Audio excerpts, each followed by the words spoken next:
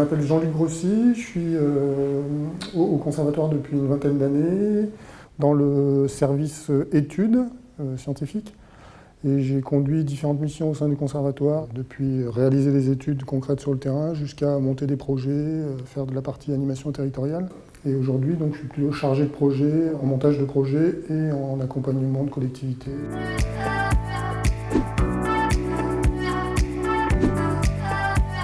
Souvent, on va intervenir sur des milieux qui sont soit en déshérence, soit qui n'ont plus un grand jeu.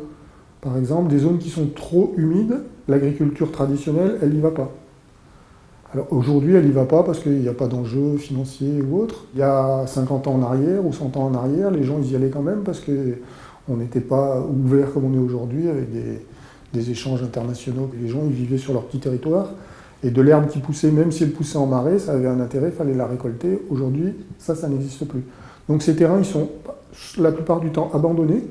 Et si on laisse faire la nature, eh ben, la nature, elle a horreur du vide.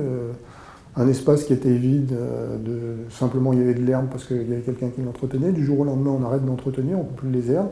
Donc les herbes, elles vont pousser, les ronces vont arriver, les arbustes, et puis demain, c'est une forêt. C'est pas un mal que ce soit une forêt. Le problème, c'est que si sur cet espace-là, il y avait des espèces protégées, qui étaient plutôt des espèces de milieu ouvert, eh ben, le fait de continuer à les entretenir, on va les préserver. Si on laisse faire la nature, le cortège il va se transformer. On va passer d'un cortège d'espèces de milieu ouvert à un cortège forestier, et l'espèce qui était là, qui était intéressante, qui était là, elle va disparaître.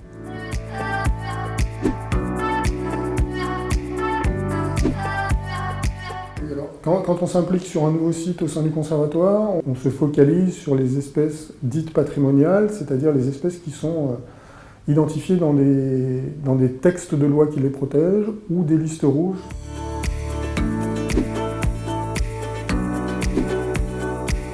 Il y a 5 grandes missions au sein du conservatoire.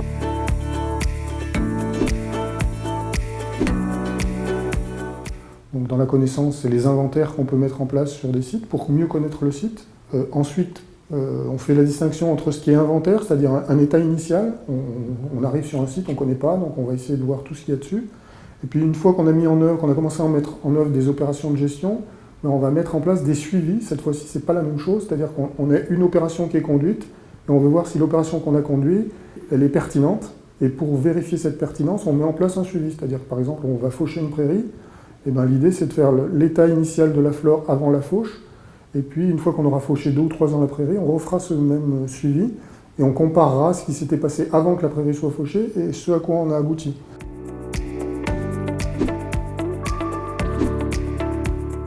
On protège déjà par la gestion, c'est-à-dire qu'à partir du moment où on est sur un site et qu'on a réussi à acquérir certaines surfaces, le foncier, le terrain sur lequel l'espèce il est de fait protégé parce qu'on est propriétaire de ces terrains. Et puis on peut rajouter une couche quand c'est nécessaire ou sur les endroits qui sont très soit menacés, soit très importants et sur lesquels on veut absolument pas qu'il y ait d'atteinte.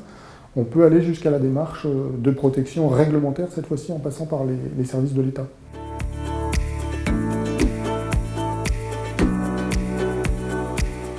Donc gérer, c'est à partir du moment où vous avez identifié qu'il y a telle ou telle plante ou tel animal, du coup vous allez mettre en œuvre des actions de gestion des milieux qui sont favorables à cette espèce, l'objectif étant à minima de préserver l'espèce où elle est, et quand on peut faire mieux, c'est d'augmenter la taille des populations.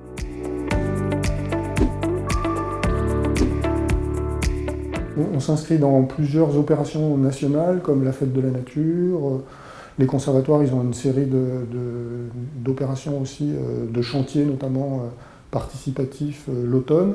Donc on a toute une série d'opérations de ce type sur lesquelles on s'inscrit. Après on a un autre volet qui est plus pédagogique cette fois-ci. J'ai fait récemment des sorties nocturnes avec les gens pour aller écouter le bruit de la nuit, des animaux qu'on peut rencontrer.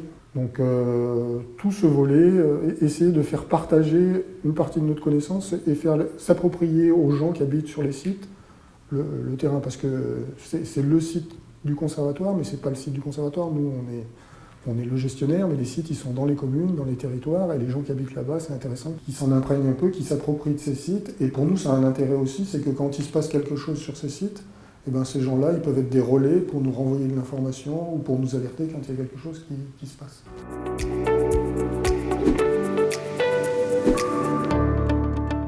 Une commune qui rédige son plan local d'urbanisme, elle peut nous solliciter pour avoir des informations sur les zones humides, sur les sites par exemple qu'on gère pour qu'elle les intègre dans ses documents.